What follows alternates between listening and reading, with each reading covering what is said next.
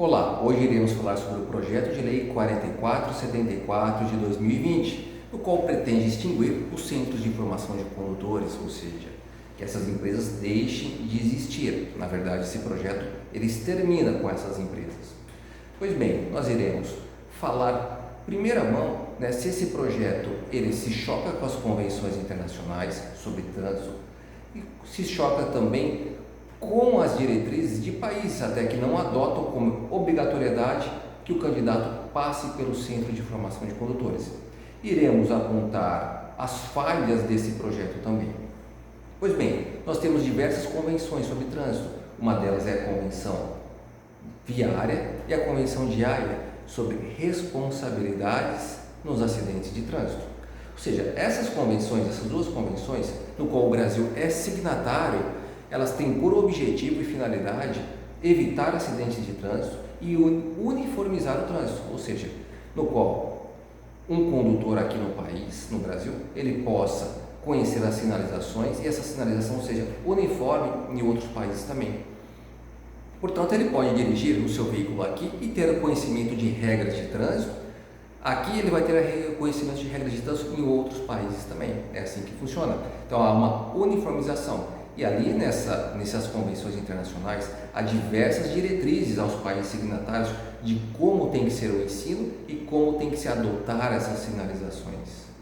Portanto, não são regras fáceis, contudo há uma uniformidade. Com isso, o Brasil ele adotou um sistema, o poder público adotou um sistema delegando aos centros de formação de condutores um crivo prévio, uma aferição prévia, para que o condutor passe por uma aula teórica, aprenda nessa aula teórica e que depois passe por aulas práticas e aprenda ali toda a sinalização, direção defensiva, primeiros socorros, noções de meio ambiente e assim por diante. Dessa maneira, o condutor ele já sai com uma formação prévia para os certames. Os certames são um pouco mais fáceis porque ele já tem a aferição prévia dentro do Centro de Formação de Condutores. Claro, dentro de todas as searas públicas e privadas há péssimos profissionais. Contudo, a sua maioria é composta de excelentes profissionais, seja na seara pública ou privada. E no Centro de Formação de Condutores não é diferente. Há péssimos profissionais e que isso tem que ser corrigido pontualmente pelos órgãos fiscalizadores, os órgãos executivos de trânsito. Se o ensino não é bom, se uma pessoa fica apenas assistindo vídeo num curso teórico, se o ensino não é bom, se o instrutor mata a aula, coloca digital na aula, isso tem que ser corrigido pontualmente e essas pessoas punidas para que esse centro seja sempre uma excelência formando condutores, como realmente é nos dias atuais. Pois bem, passando por essa introdução, nós fizemos uma cartilha, eu estou com ela aberta aqui, um amplo estudo em que é necessário, países que é obrigatório passar pelo Centro de Formação de Condutores e países em que não é obrigatório. E aqui eu vou começar citando em países europeus em que é obrigatório. Tá? Então, aqui nós vamos falar e depois os países que não são obrigatórios passar pelo Centro de Formação de Condutores. Nós temos o Brasil, signatário da Convenção sobre Trânsito e da Convenção de Haia. O Brasil, essas regras são estabelecidas pelo poder público e há uma junção. Primeiro passa pelos cursos teóricos, onde há curso de direção defensiva, um intenso curso de legislação de trânsito, um intenso curso de meio ambiente, noções de primeiros socorros e até de mecânica. Claro, aqui o profissional, a empresa tem que prezar que o aluno realmente aprenda. Então, não é justificativa falar que você tirou a CNH aprendendo em vídeos, porque isso pode ser corrigido por meio de denúncia nos órgãos de trânsito. Olha, naquele centro de formação de condutores não há ensino, naquele centro de formação de condutores apenas há vídeo. E o órgão executivo de trânsito irá corrigir isso mediante uma fiscalização e até readaptação desses profissionais. O Brasil, então, ele é composto por essas duas partes, aulas teóricas e práticas, porque não há no ensino médio e ensino fundamental a matéria específica sobre legislação de trânsito e direção defensiva.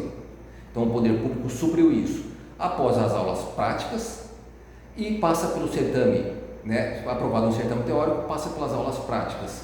E assim você consegue a sua habilitação. É um processo burocrático, mas um processo seguro. Apesar de o Brasil ter altos índices de acidentes, pode ter certeza que sem o Centro de Formação de Condutores, esses índices irão aumentar e muito. Nós temos o Canadá. No Canadá também a participação das escolas de condução antes de que a pessoa seja habilitada. O Reino Unido, composto por Inglaterra, País de Gales, assim por diante, também é obrigatório passar pelo Centro de Formação de Condutores. Aqui nós já estamos falando de países europeus e países de primeiro mundo. O Canadá, país da América do Norte, mas país de primeiro mundo também. Aí nós vamos descer para a Alemanha. A Alemanha é obrigatório frequentar a autoescola antes de obter a Carteira Nacional de Habilitação. Um país com alto índice de desenvolvimento em educação. A Alemanha é obrigatório, o Reino Unido também, alto índice de desenvolvimento e educação, no qual é obrigatório passar pelo crivo do Centro de Formação de Condutores. E aí nós podemos citar outros países, tem muitos países que é obrigatório. Portugal, França, extremamente burocrático, você tirar a CNH na França. Obrigatório passar pelas autoescolas, dos Centros de Formação de Condutores. E aí por diante nós temos depois a Espanha e outros tantos países. Por que esses países europeus, França, Alemanha, Reino Unido, é obrigatório? Porque eles consideram o trânsito algo precioso e caro para a sociedade, no qual perde-se vidas e qual se evita-se que perca vida. E, portanto, evita-se acidentes, evita lamentações de famílias.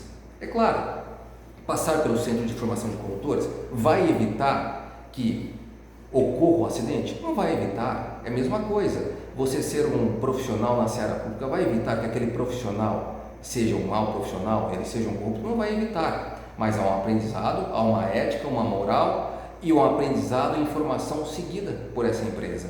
Ele passa isso, aquele que quiser seguir, tudo bem, aquele que não quiser, não siga. No entanto, pode ter certeza que isso evita diversos acidentes. Você coloca condutores minimamente habilitados, né? O meu exemplo, eu aprendi a dirigir em Centro de Formação de Condutores.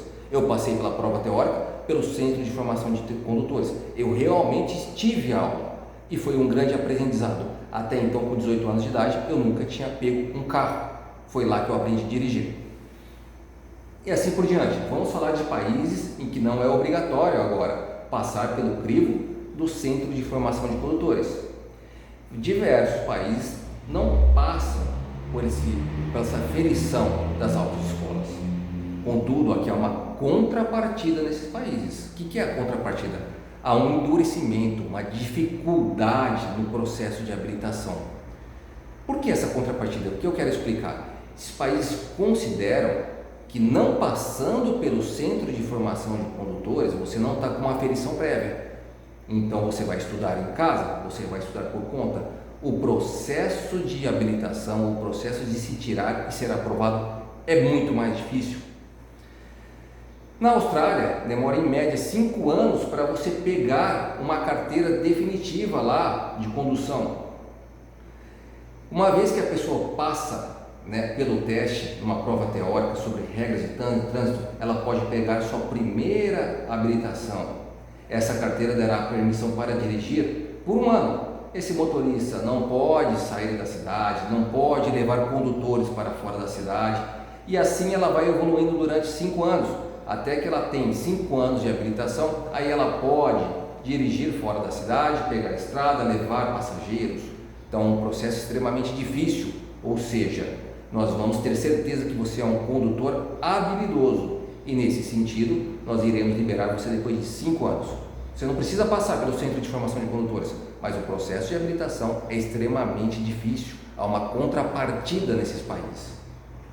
Vamos falar de um país asiático, outra parte do mundo agora, China.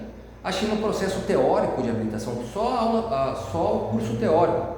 Desculpa, a prova teórica é composta de 100 questões e o condutor tem que acertar 90%, 90 questões.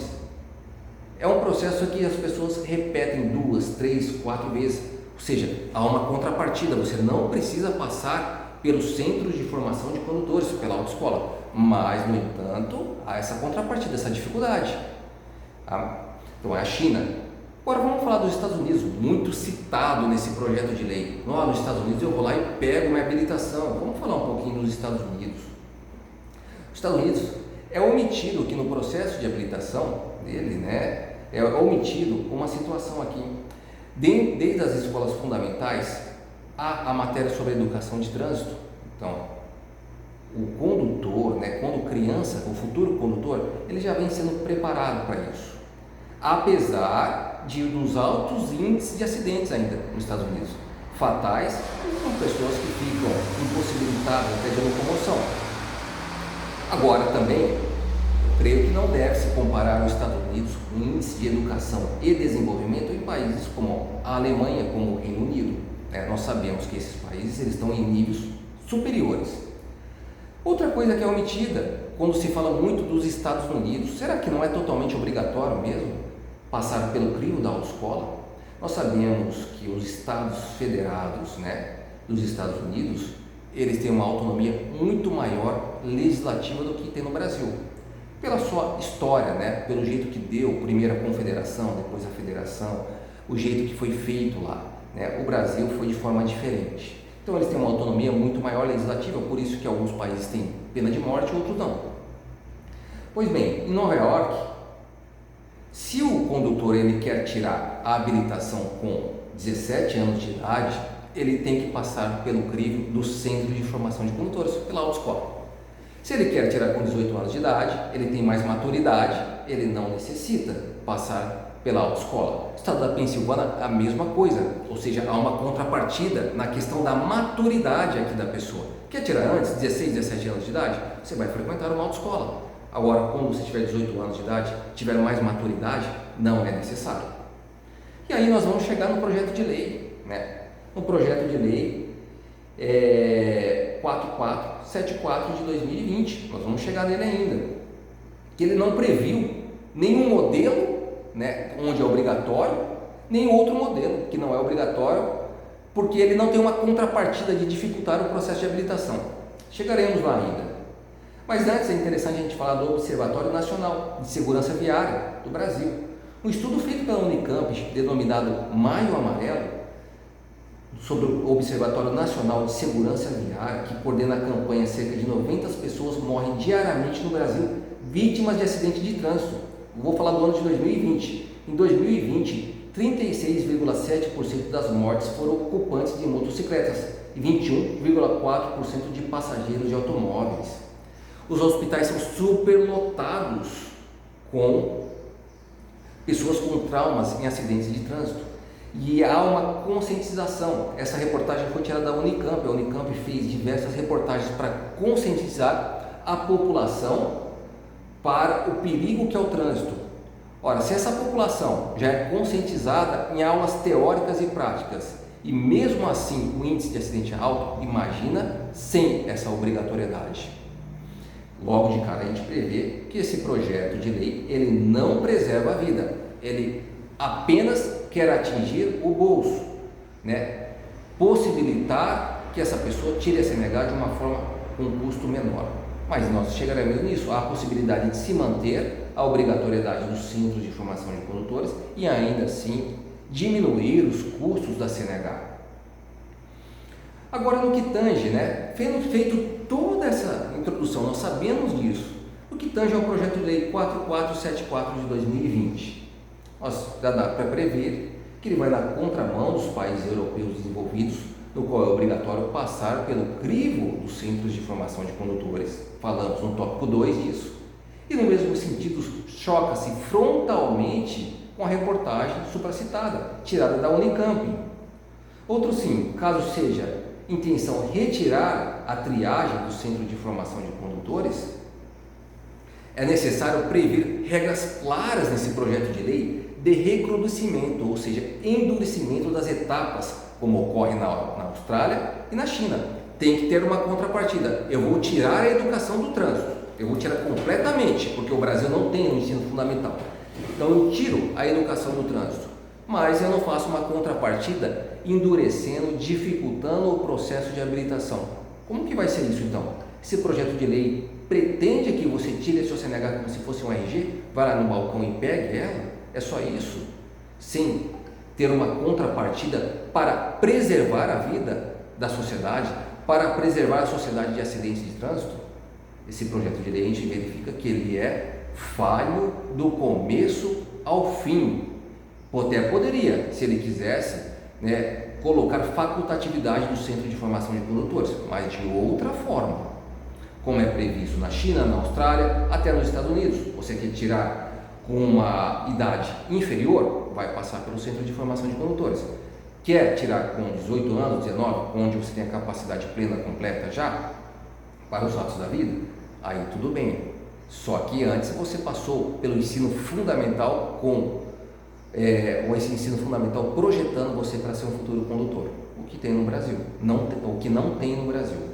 Então nós vemos que esse projeto de lei, ele é falho, ele não tem diretriz alguma, ele não tem diretriz do Código de Trânsito Brasileiro, ele não tem diretriz da Convenção Viária de Trânsito, ele não tem diretriz da Convenção de Área de Trânsito, ele não segue países desenvolvidos em que é obrigatório o Centro de Formação de Condutores, ele não segue países em que não é obrigatório, ele não segue nada, ele simplesmente quer que você pegue essa CNH como fosse um documento e saia dirigindo por aí. É isso que esse projeto de lei prevê.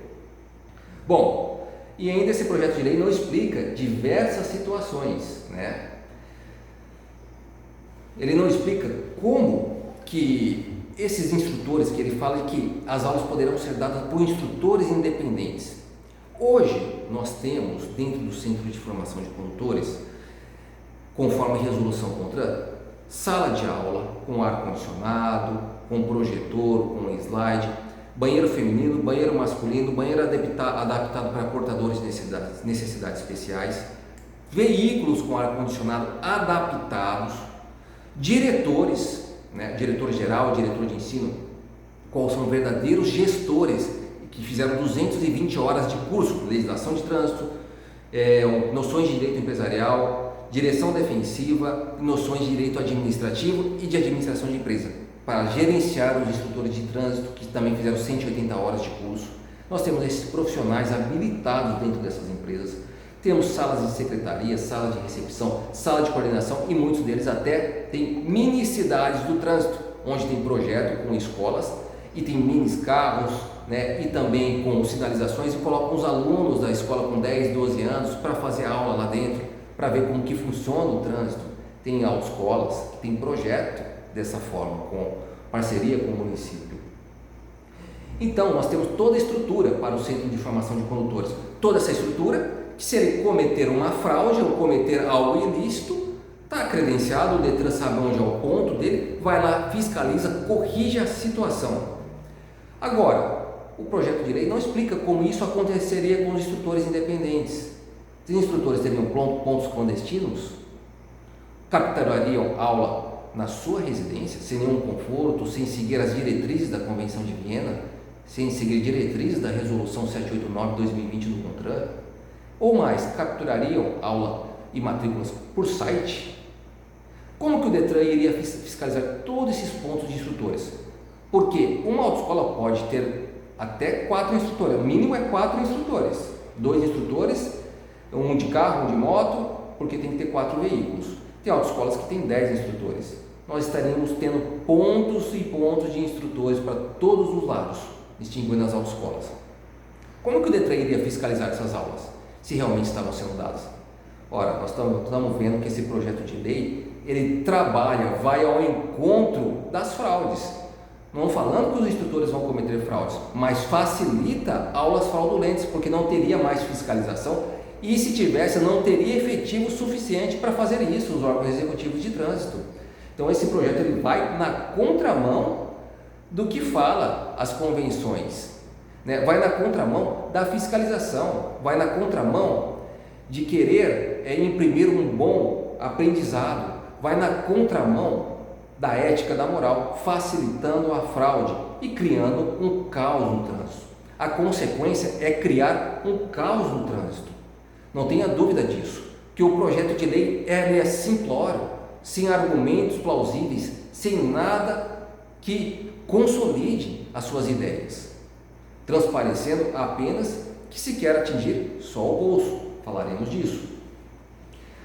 Ou, aliás, falaremos disso já. Se quer atingir os bolsos, é necessário que o autor do projeto de lei conheça o trâmite interno do Centro de Formação de Condutores, as taxas internas de cada habilitação. Quanto ganha um instrutor de trânsito? Um instrutor de trânsito ganha R$ 3.500, junto com as convenções coletivas e alguns outros com a periculosidade. Precisa ter dois no mínimo, 2 instrutores.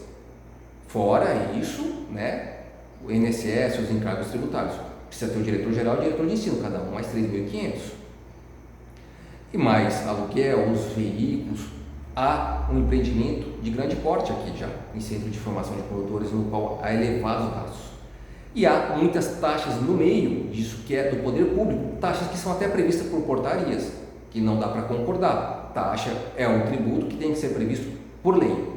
Essas taxas poderiam ser retiradas, poderiam ser diminuídas, até o IPVA para taxista é isento, mas para o Centro de Formação de Condutores não. Há métodos de diminuir aqui o custo da CNH e manter a qualidade do ensino, manter a formação do condutor com eficácia, mas o projeto não prevê isso. O projeto ele não coloca essa diretriz, ele quer cuidar apenas de uma parte e deixar a preservação da vida de lado. Só por esse ponto, esse projeto de lei, ele é inconstitucional. Projeto a gente sabe que não tem inconstitucionalidade de projeto de lei, apenas quando ele vira lei. Mas há para falar aqui que esse projeto de lei, ele descumpre preceito fundamental, Nós temos hoje uma lei que fala sobre arguição de descumprimento de preceito fundamental, quando descumpre fundamentos da Constituição. A Constituição Federal nossa, ela quer preservar a vida, no artigo 5º e 6º, ela quer preservar a incolumidade física do cidadão. Só de cara a gente prevê que esse projeto de lei, ele se choca frontalmente com esses princípios da Constituição Federal e ele não tem solidez jurídica nem constitucional para passar pelo crivo dos deputados e senadores. Nós cremos que nossos deputados e senadores não vão querer carregar nas costas um trânsito caótico e com diversos acidentes. E sem contar que hoje nas autoescolas, nós já falamos que elas cumprem todos esses requisitos de metragem mínima, salas mínimas, profissionais com qualificações mínimas, com grandes gastos. E aqui essas autoescolas, elas chegam a se transparecer como escolas licenciadas pelo MEC. Portanto, há hoje um grande aparato para preparar o Centro de Formação de Condutores. E não é argumento plausível que se ficou assistindo a aula por vídeo, num Centro de Formação de Condutores. Que se isso ocorreu, os próprios alunos podem ir até o Detran e relatar isso. E o Detran vai aplicar uma fiscalização, porventura abrir um processo administrativo e por incapacidade suspender aquele instrutor, suspender aquela escola para que ela se readapte e consiga ter um bom aprendizado, ter uma boa gestão e ter uma boa formação de condutores. Mas há outra questão aqui que a gente pode colocar dentro desse projeto de lei. Tudo aqui deságua na União. O CONTRAN é União, o Parlamento é União. A União. Então nós vamos colocar o seguinte: todos esses anos a União cobrou dos centros de formação de condutores como delegatários de prestação de serviços que eles tivessem sala de instrutor, sala de reunião, sala de diretor, recepção, secretaria, banheiro para portadores de necessidades, banheiro feminino, banheiro masculino, carros adaptados, no mínimo 4 veículos.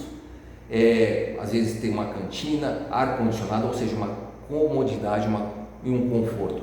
Profissionais extremamente qualificados, com diversos cursos regulamentados pelo CONTRAN. Tem cursos que vão até 220 horas, se aquilatando até uma pós-graduação. Com isso, o investimento hoje no Centro de Formação de Condutores, com certeza, para você colocar para funcionar, beira a R$1 milhão. O poder público cobrou tudo isso, todo esse tempo. Você tem que ser dessa forma. Esse é meu molde. Esse é o molde que eu faria. Eu, poder público, faria dessa forma. Mas eu não tenho agente suficiente para fazer isso. Eu delego para você fazer isso. E você vai gastar e fazer tudo isso.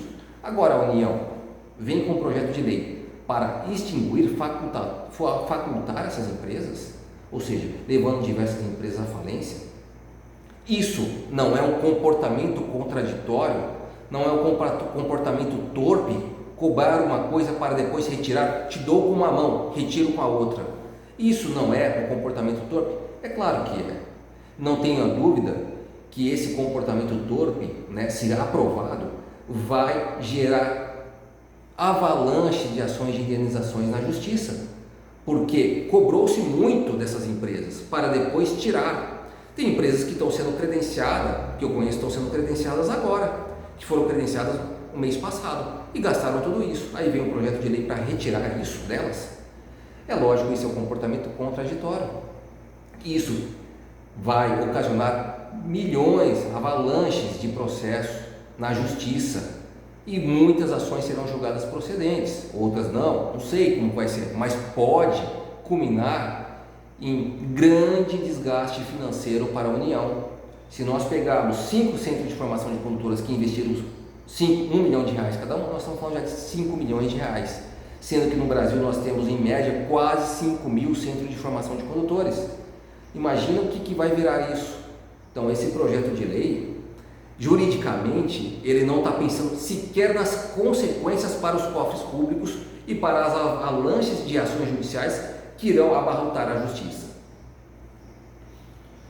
Pois bem, com isso nós conseguimos visualizar que o projeto de lei não tem consistência jurídica, não tem consistência fática e ele não segue as convenções de Viena e ele não tem condições mínimas sequer para tramitar. Com isso, eu vou soltar tudo isso que eu falei aqui, está de forma mais detalhada numa cartilha, eu vou soltar para os centros de formação de condutores, para os grupos de autoescola, envie aos seus deputados, envie aos seus senadores, aos senadores que vocês conhecem, aos políticos que vocês conhecem. O estudo está amplo, está um estudo muito bem detalhado. Qualquer coisa estou à disposição, espero que tenha esclarecido. Qualquer coisa pode entrar em contato, que vai ser um prazer sanar qualquer dúvida. Um grande abraço.